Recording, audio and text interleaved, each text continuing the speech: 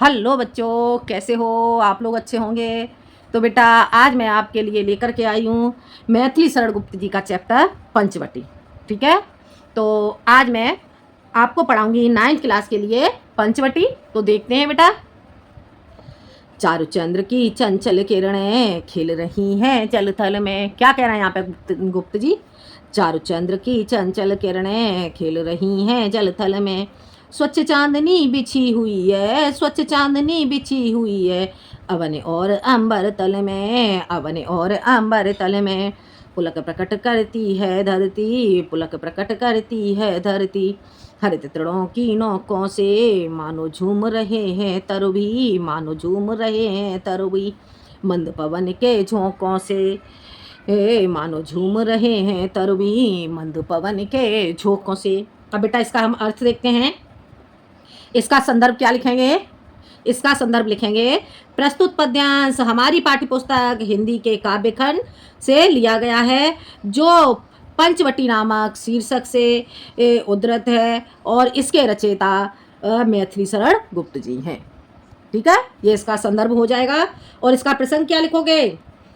प्रस्तुत पद्यांश में पंचवटी की प्राकृतिक सौंदर्यता का वर्णन किया गया है।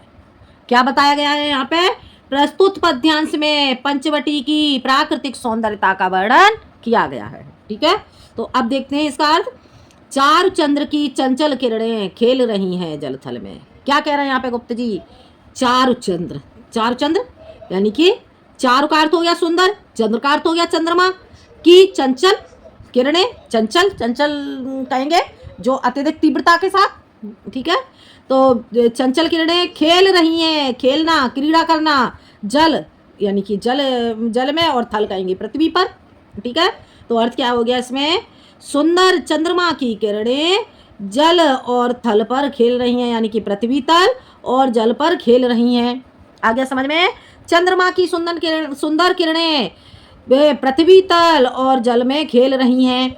स्वच्छ चांदनी बिछी हुई है अवन और अंबर तल में। स्वच्छ चांदनी बिछी हुई है, स्वच्छ चांदनी फैली हुई है कहाँ? अवन, अवन कहेंगे पृथ्वी, अवन पृथ्वी तल पर, और अंबर तल आकाश में। तो पृथ्वी तल और आकाश तल पर स्वच्छ चांदनी बिछी हुई है। ठीक है, पुलक प्रकट करती है धरती हरित तृणों की नोकों से। पुलक प्रकट करती है, पुलक प्रकट करना का अर्थ क्या हो गया? प्रफुल्लितता को, प्रसन्नता को प्रकट करती है धरती। हरित कहेंगे हरी भरी, तृणों, तृणों का अर्थ हो गया घास, की नोकों से, घास की नोकों से। ठीक है, तो इसका अर्थ कैसे करेंगे? धरती हरी भरी होकर के घास की नोकों से अपनी प्रसन्नता को प्रकट कर रही है। पृथ्वी हरी भरी होकर के घास की नोकों के द्वारा अपनी प्रसन्नता को प्रकट कर रही है। ठीक है, मानो झूम रहे हैं तरुभी मंद पवन के झोंकों से। और ऐसा प्रतीत हो रहा है कि जैसे कि मानो झूम रहे हैं क्या? तरो कहेंगे वृक्ष के लिए, भी मंद धीरे धीरे, पवन की झोंकों से, यानी कि धीमे धीमे जो वायु चल रही है उस वायु के झोंकों से जो वृक्ष हैं, वृक्ष भी झूम रहे हैं। आ गया समझ में? एक बार और देख लो बेटा इसका अर्थ। सुंदर चंद्रमा की किरणें पृथ्वी तल और जल में खेल रही हैं। पृथ्वी में तल और आकाश तल में चंद्रमा की स्वच्छ चांदनी फैली हुई है। धरती हरी भरी होकर के अपनी घास की नोकों के द्वारा अपनी प्रसन्नता को प्रकट कर रही है। ठीक है, और वृक्ष मंद मंद गति से पवन के झोंकों के द्वारा, पवन के वेग के द्वारा, झोंकों का अर्थ हो गया जो वायु चल रही है और वायु के जो झोंके आ रहे हैं, तो जो वृक्ष, तरु कहेंगे वृक्ष के लिए, वृक्ष भी मंद मंद गति से पवन के झोंकों के द्वारा मानो ऐसा प्रतीत हो रहा है कि जैसे मानो झूम रहे हैं। ठीक है, आ गया होगा समझ में बेटा? अब इसका काव्यगत सौंदर्य क्या लिखेंगे? इसमें साहित्यिक खड़ी बोली का प्रयोग किया गया है, श्रृंगार रस का प्रयोग किया गया है। रस कौन सा प्रयोग किया गया है यहाँ पे? श्रृंगार और शांत। और इसमें मात्रिक छंद का प्रयोग किया गया है बेटा। यहाँ पे आपका अनुप्रास अलंकार और उत्प्रेक्षा अलंकार का प्रयोग किया गया है, और यहाँ पे मानवीकरण का भी प्रयोग किया गया है, मानवीकरण अलंकार। ठीक है, अनुप्रास अलंकार, उत्प्रेक्षा अलंकार और मानवीय अलंकार का प्रयोग किया गया है। आ गया समझ में? साहित्यिक खड़ी बोली और रस श्रृंगार और शांत, मात्रिक छंद और यहाँ पर अनुप्रास उत्प्रेक्षा और मानवीयकरण अलंकार का प्रयोग किया गया है। आ गया होगा समझ में? आगे देखते हैं। पंचवटी की छाया में है सुंदर पर्णकुटी बना, पंचवटी की छाया में है सुंदर पर्णकुटी बना। उसके सम्मुख स्वच्छ शिला पर, उसके सम्मुख स्वच्छ शिला पर धीर वीर निर्भीक बना, धीर वीर निर्भीक बना। जाग रहा यह कौन धनुर्धर, जाग रहा यह कौन धनुर्धर, जबकि भुवन भर सोता है, जाग रहा यह कौन धनुर्धर, जबकि भुवन भर सोता है। भोगी कामायुध योगी सा बना दृष्टिगत होता है, भोगी कामायुध योगी सा बना दृष्टिगत होता है। पंचवटी की छाया में है सुंदर पर्णकुटी बना। देखो क्या कह रहे हैं यहाँ पे मैथिली शरण गुप्त जी। तो बेटा इसमें हम आपका जो संदर्भ है वही रहेगा और इसमें आपका प्रसंग क्या हो जाएगा? इसका प्रसंग होगा प्रस्तुत पद्यांश में पंचवटी की कुटिया की सुरक्षा करने वाले के चरित्र कर्तव्य का मनमोहक वर्णन किया गया है। ठीक है, पंचवटी की कुटिया की सुरक्षा करने वाले के चरित्र कर्तव्य निष्ठा का मनोहारी वर्णन किया गया है। ये इसका प्रसंग हो गया। अब इसका अर्थ देखते हैं। पंचवटी की छाया में है सुंदर पर्णकुटी बना। पंचवटी, पंचवटी किसे कहेंगे? पंच का अर्थ हो गया, पंच का अर्थ हो गया पांच, बटी, बटी किसका अर्थ क्या हो गया? वर्ग। ठीक है, तो पंचवटी की छाया में सुंदर पर्णकुटी बना, पंचवटी की छाया में सुंदर पर्णकुटी बना करके और उस कुटी के सामने, उसके सम्मुख, उसके सामने स्वच्छ, एक स्वच्छ शिला पड़ी हुई, एक पत्थर का टुकड़ा। शिला किसे कहेंगे? पत्थर का टुकड़ा। ठीक है, तो पत्थर के टुकड़े पर धीर यानी कि बहुत अधिक धीर, बलशाली, वीर और निर्भीक, निडर। धीर, बलशाली, वीर, अत्यधिक धीर, वीर, निर्भीक यानी कि निडर, मना, मन वाला। ठीक है, देखते हैं। पंचवटी की छाया में सुंदर पर्णकुटी बना करके और उसके सामने ही, उसके सामने स्वच्छ पत्थर की शिला पर धीर, वीर, निडर, मन वाला। ठीक है, एक व्यक्ति बैठा हुआ है और वो व्यक्ति कौन है? लक्ष्मण। लक्ष्मण ही तो पर्णकुटी की सुरक्षा कर रहे थे। ठीक है, तो आगे देखते हैं। जाग रहा वह कौन धनुर्धर, जबकि भुवन भर सोता है। जाग रहा वो यह कौन, यह कौन? धनुर्धर का अर्थ हो गया धनुष बाण लिए हुए, धनुष बाण को लिए हुए इस प्रकार से जाग रहा है। यह कौन धनुर्धर है? कौन धनुष बाण को लिए हुए यह कौन है जो इस प्रकार से जाग रहा है? जबकि भुवन भर सोता है, जबकि संपूर्ण पृथ्वी रात्रि में सो रही है और ये धनुर्धर अकेला जाग रहा है। भोगी, काम, कुसुमायुध, भोगी और कुसुमायुध का अर्थ क्या हो गया?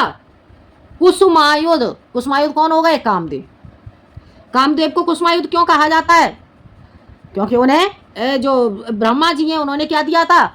जो पुष्प वाला बाण दिया था। इस धनुष और बाण, जो कामदेव हैं, कामदेव के पास पुष्पों से युक्त धनुष बाण था इस संसार को काम मोहित करने के लिए। ठीक है, हर प्राणी को, हर व्यक्ति को काम मोहित करने के लिए। तो क्या कह रहे हैं यहाँ पे जो गुप्त जी? भोगी, भोगी कामदेव के समान है जो योगी सा बना, योगी के समान बना हुआ दृष्टिगत होता है, दिखाई दे रहा है। जो मनुष्य भोग के योग्य है, कामदेव के समान भोग के योग्य है, वह योगी बना हुआ दिखाई दे रहा है। हो गया क्लियर? एक बार और देख लो। पंचवटी की छाया में सुंदर पर्णकुटी बना करके और उसके सम्मुख स्वच्छ पत्थर के टुकड़े पर कोई व्यक्ति धीर, वीर और निडर मन वाला बैठा हुआ है, यानी कि लक्ष्मण बैठे हुए हैं। तो इसे ऐसे भी लिख सकते हैं, धीर, वीर, निर्भीक मन वाले लक्ष्मण बैठे हुए हैं और जाग रहा यह कौन धनुर्धर। और क्या कह रहे हैं गुप्त जी? यह ऐसे धनुष बाण को धारण किए हुए कौन व्यक्ति है जो जाग रहा है, जबकि संपूर्ण पृथ्वी सो रही है। भोगी यानी कि भोग के समान कामदेव के समान, ठीक है, भोगी कामदेव के समान, योगी के समान बना हुआ यह दृष्टिगत होता है, दिखाई दे रहा है। जो यह व्यक्ति है वो भोगी होना चाहिए, जो कामदेव भोगी होना चाहिए, कामदेव के समान, जो कि आज योगी बना हुआ दिखाई दे रहा है। आ गया समझ में? ये आपको समझ में आ गया होगा बेटा। इसका आपका काव्यगत सौंदर्य, भाषा आपकी रहेगी साहित्यिक खड़ी बोली, और इसमें आपका शांत रस का प्रयोग किया गया है, ठीक है, इसमें आपका शांत रस का प्रयोग किया गया है। अलंकार इसमें आपका हो जाएगा उपमा और अनुप्रास अलंकार का प्रयोग किया गया है, ठीक है। तो और इसमें मात्रिक छंद है, तो आपको समझ में आ गया होगा। अगला देखते हैं, अगला क्या है, अगला देखो, किस व्रत में है व्रती वीर यह, किस व्रत में है व्रती वीर यह, निद्रा का जो त्याग किए, किस व्रत में है व्रती वीर यह, निद्रा का वो त्याग किए, निद्रा का यो त्याग किए, राजभोग के योग्य विपन में बैठा आज विराग लिए, हे राजभोग के योग्य विपन में बैठा आज विराग लिए, बना हुआ है प्रहरी जिसका, बना हुआ है प्रहरी जिसका, उस कुटिया में क्या है धन, उस कुटिया में क्या धन है, जिसकी रक्षा में रत इसका, जिसकी रक्षा में रत इसका, तन है मन है जीवन है, जिसकी रक्षा में रत इसका, तन है मन है जीवन है, ठीक है। अब देखते हैं बेटा इसका अर्थ, इसका बेटा प्रसंग क्या होगा।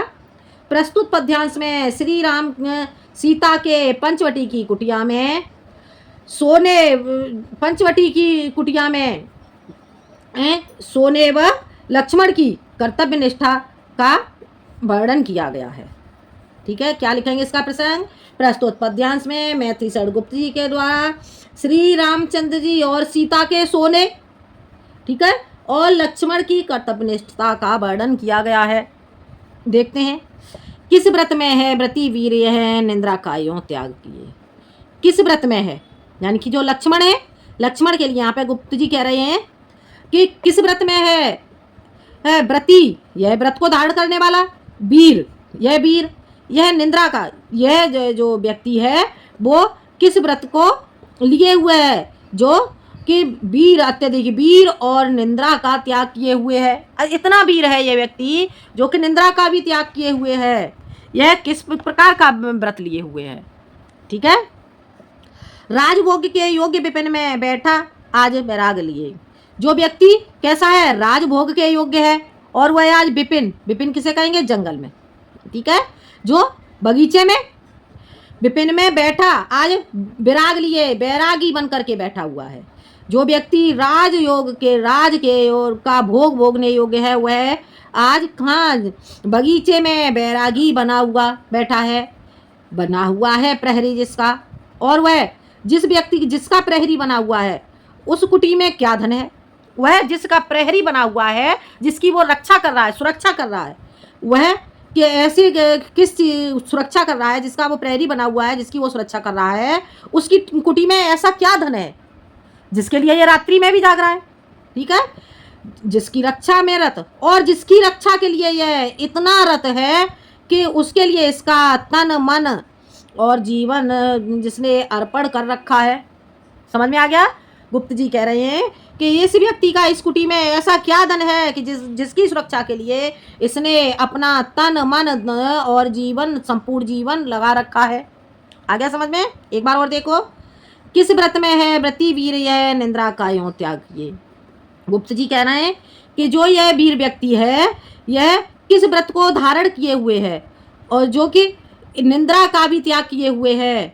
यह व्यक्ति राज भोग को राज के भोग को भोगने योग्य है, जो कि आज इस बगीचे में, इस जंगल में बैरागी बना हुआ बैठा है, और बना हुआ है प्रहरी, और वह जिसका पहरेदार बना हुआ है। प्रहरी किसे कहते हैं, पहरेदार के लिए। वह जिसका पहरेदार बना हुआ है, समझ नहीं आता कि इस कुटी में उसका क्या धन छुपा हुआ है, ऐसा क्या धन छुपा हुआ है कि वो इस धन का पहरेदार बना हुआ है, और उस धन की रक्षा के लिए इसने अपना तन मन और जीवन न्यौछावर कर दिया है। रत है, यानी कि तन मन और जीवन से संलग्न होकर के ये लगा हुआ है। आगे समझ में, आगे देखते हैं। इसका बेटा काव्यगत सौंदर्य आपका वही रहेगा, इसमें आपका अनुप्रास अलंकार का प्रयोग किया गया है। ठीक है, आगे देखते हैं। अगला देखो, मृत्युलोक मालिन्य मेटने स्वामी स्वामी संग जो आई है। ठीक है, दिखाई दे रहा है बेटा, देखते हैं। देखो, मृत्युलोक मालिन्य मेटने स्वामी संग जो आई है, तीन लोक की लक्ष्मी ने यह कुटी आज बनाई है। मृत्युलोक मालिन्य मेटने स्वामी संग जो आई है, तीन लोक की लक्ष्मी ने यह कुटी आज बनाई है। वीरवंश की लाज यही है, वीरवंश की लाज यही है, फिर क्यों वीर न हो प्रहरी, फिर क्यों वीर न हो प्रहरी। बिजन देश है निशाशेष है, बिजन देश है निशाशेष है, निशाचरी माया ठहरी, निशाचरी माया ठहरी। देखते हैं बेटा इसका अर्थ। अब इसका बेटा संदर्भ क्या लिखेंगे? संदर्भ बेटा इसका वही रहेगा, और इसका प्रसंग क्या होगा? प्रस्तुत पद्यांश में कवि ने उस धन की महानता का वर्णन किया है जिसकी लक्ष्मण एकाग्रचित होकर के, ठीक है, जिसकी लक्ष्मण एकाग्रचित होकर के सुरक्षा कर रहे हैं। आ गया समझ में? अब इसका अर्थ देखते हैं। मृत्युलोक मालिन्य मेटने स्वामी संग जो आई है, मृत्युलोक की मलिनता को, ठीक है, मृत्युलोक की मलिनता को दूर करने के लिए जो अपने स्वामी के साथ इस जंगल में आई है। ठीक है, तीन लोक की लक्ष्मी ने, जो कि तीनों लोक की लक्ष्मी के समान है, तीनों लोक की लक्ष्मी है, यह पर्णकुटी आज अपनाई है। उस तीनों लोकों की लक्ष्मी ने आज इस पर्णकुटी को अपना लिया है। क्या कह रहे हैं यहाँ पे गुप्त जी? मृत्युलोक की मलिनता को मेटने के लिए जो अपने स्वामी श्री राम के साथ यहाँ आई है, जो कि तीनों लोकों की लक्ष्मी है, उसने आज यहाँ पर इस पर्णकुटी को अपनाया है। वीरवंश की लाज यही है, और फिर क्यों वीर न हो प्रहरी, जो कि वीरवंश यानी कि रघुवंश की जो लाज है, फिर उसका प्रहरी कोई वीर व्यक्ति क्यों नहीं होगा, उसका पहरेदार वीर व्यक्ति क्यों नहीं होगा, क्योंकि वो रघुकुल की लाज है। विजन देश है, विजन कहेंगे निर्जन के लिए, निर्जन देश है, निशा शेष है, रात्रि शेष है, निर्जन देश है और रात्रि शेष है, निशाचरी माया ठहरी। निशाचरी के कहेंगे जो रात्रचर हैं, यानी निशाचरी कौन? राक्षस। निशाचरी किसके लिए कहेंगे? राक्षसों के लिए, और यहाँ पर राक्षसों की माया ठहरी हुई है। आ गया समझ में? देख एक बार और देख लो इसका अर्थ। मृत्युलोक की मलिनता को दूर करने के लिए अपने स्वामी श्री राम के साथ जो इस पर्णकुटी में, पंचवटी में आई हुई है, वो कौन है? सीता। तीन लोक की, वो जो कि तीनों लोकों की लक्ष्मी है, और उसने आज इस जंगल में कुटी को अपनाया है। वह जो इसने आज कुटी को अपनाया है, वह वीरवंश की लाज है। वीरवंश अर्थात रघुवंश की वह लाज है, फिर उसका प्रहरी कोई वीर क्यों नहीं होगा, उसका पहरेदार कोई वीर क्यों नहीं होगा। ठीक है, विजन देश है, निर्जन देश है, यहाँ पे प्रहरी तो होना जरूरी है क्योंकि यह निर्जन देश है, और निशा शेष है, अभी रात्रि भी शेष है, और निशा यहाँ पर राक्षसी, यानी कि यहाँ पे राक्षसी माया ठहरी हुई है, यहाँ पे राक्षसी माया रुकी हुई है। आ गया समझ में? तो बेटा इतना आपको समझ में आ गया होगा। इसमें बेटा आपका काव्यगत सौंदर्य वही रहेगा, और आपका यहाँ पे हो जाएगा रूपक अलंकार और अनुप्रास अलंकार। ठीक है बेटा, इतना आपको समझ में आ गया होगा। आज के लिए इतना ही, बाकी का जो शेष चैप्टर है मैं अगले वीडियो में आपके लिए लेके आती हूँ। धन्यवाद।